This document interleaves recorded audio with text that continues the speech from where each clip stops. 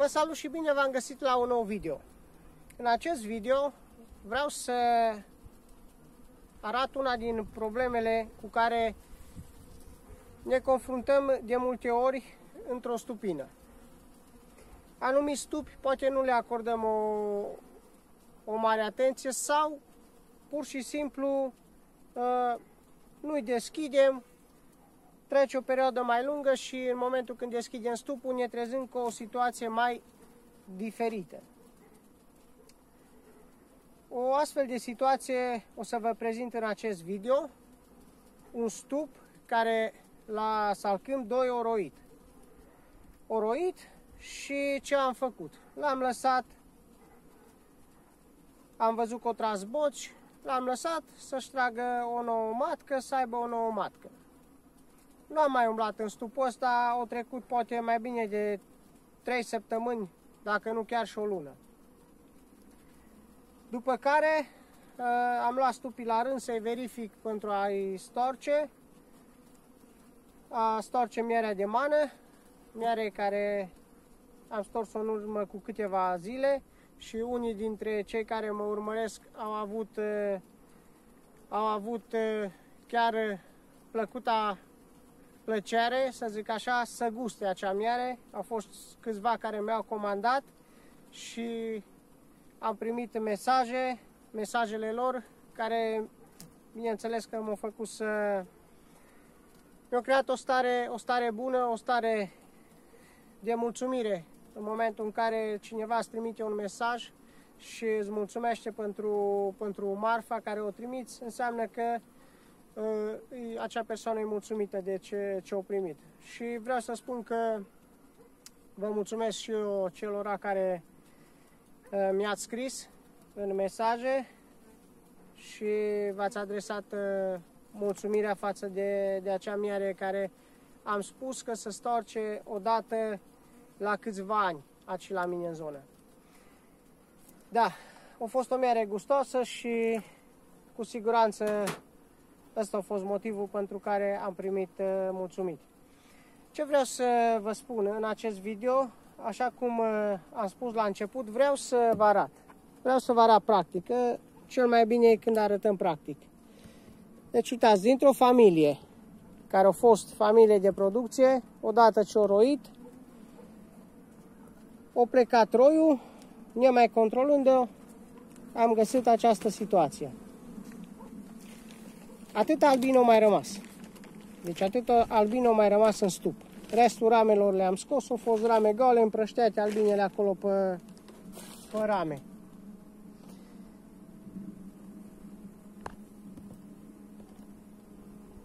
Dar situația se prezintă în felul următor.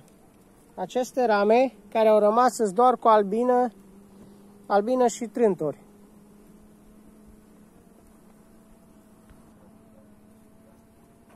Și ia uitați ce-au rămas. Ce-au rămas dintr-o familie care au fost pe 10 rame cu magazie.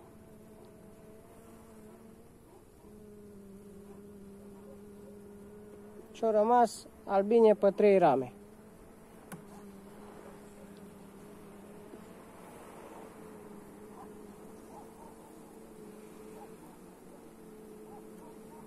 Deci am zis albine pe 3 rame, că poate dacă le restrâng bine, albine de 2 rame.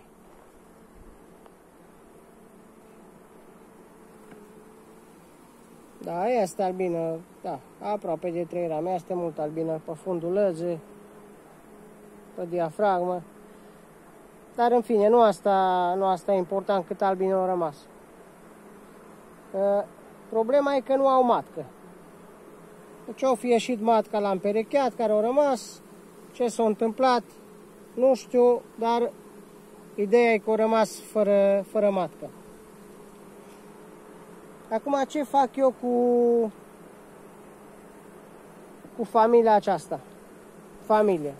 Ce-o mai rămas din familie? Îi voi da o nouă matcă. Poate unii ar fi renunțat și la ea, că e prea puțină. Acum, ideea e că dacă i-aș pune botcă, albina asta fiind o albină care deja are o anumită vârstă, până iesă din botcă, până se împerechează matca, știu eu dacă se va împerechea. Deci ar rămânea aproape o ramă de albină, să zic așa, dacă ar mai rămânea. Dar uitați cum procedez pentru a aduce stupul din nou ca și o familie, să o pot băga pe iarnă. Uitați cum procedez. Mi-am făcut o plasă de sârmă. Acum, cei care mă urmăriți de mult timp, cu siguranță știți metoda mea de a introduce măcile în stup.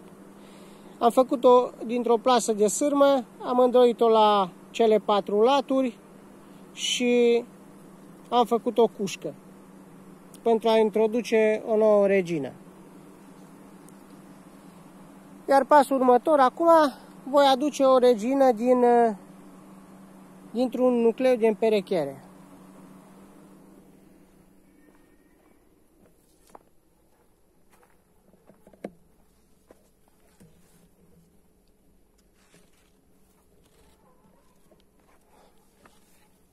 Am aici un nucleu cu 3 compartimente de împerechiere.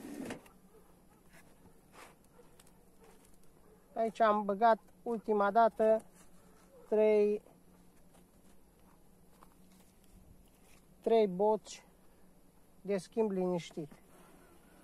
Ăștia sunt formați exact pentru situații care pot să apară de genul ăsta.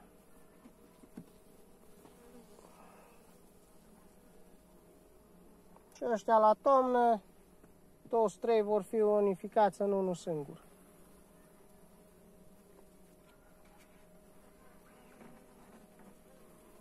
Să vedem, regina ar trebui să fie împerecheată aici. Da, e împerecheată, are larve în diferite stadii, se vede aici.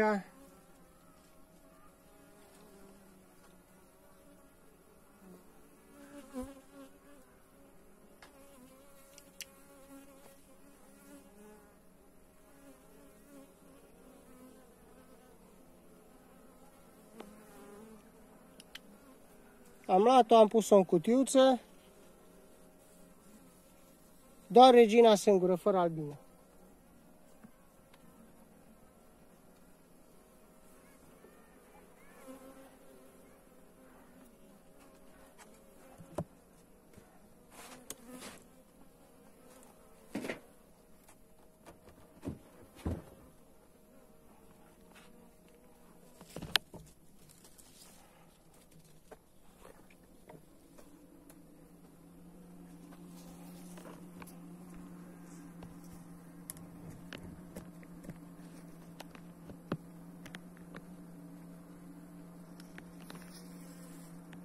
Bun, acum următorul lucru, voi da această regină sub protecția cuștii la acest roi, să zic așa. Îl voi pune aici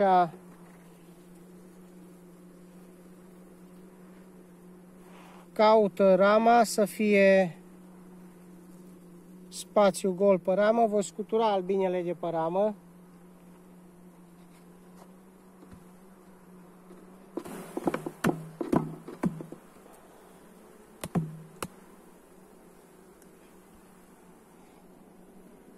Da, aici în spațiul ăsta gol voi pune regina.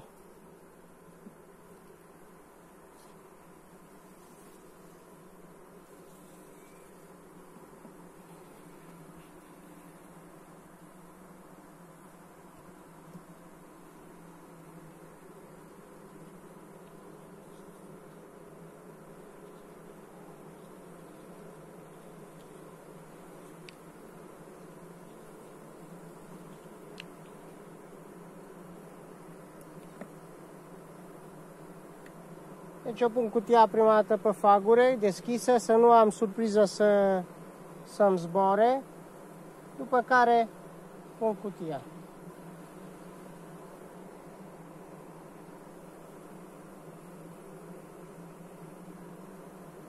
Apăs bine aici să intre, să se încastrează în fagure, să nu aibă albinele acces.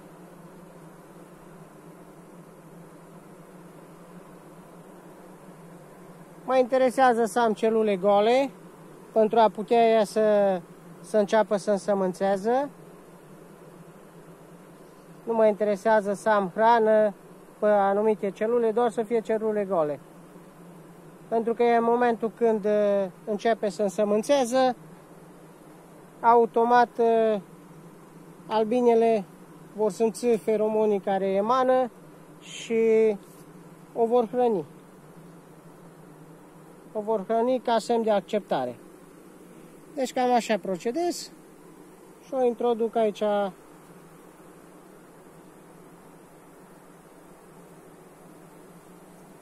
în mod normal în 24 de ore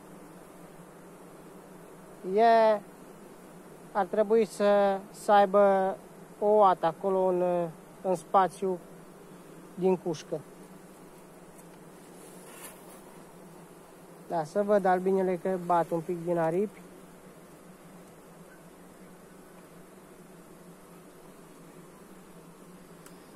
Deci cam asta fac. Aici am niște faguri care au fost cu miere. Le pun după diafragmă.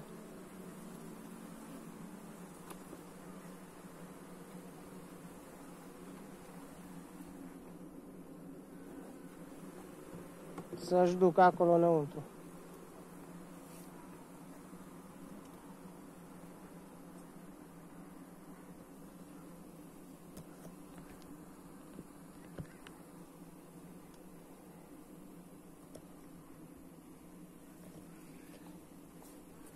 Deci cam așa procedez cu această familie.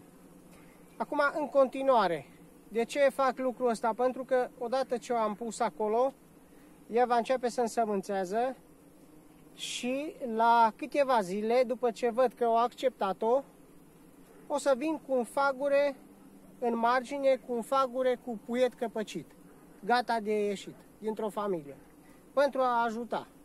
Și treptat, odată ce văd că evoluează, îi mai adaug câte un fagure din ăsta cu puiet și în felul acesta salvez această familie, dându-i și o matcă de bună calitate. Da, cu siguranță vă confruntați și ați întâmpinat astfel de probleme, dar se pot rezolva. Se pot rezolva și dându-le o matcă bună, stupul își va da din nou drumul și va fi un stup așa cum îmi doresc. Pentru că până la urmă matca e cea care face și dă valoare unui stup. Așadar, până la un nou video, vă doresc toate cele bune, multă sănătate și sper ca acest video să fi fost util pentru cei care sunt mai la început și nu numai. Până la un nou video, numai bine!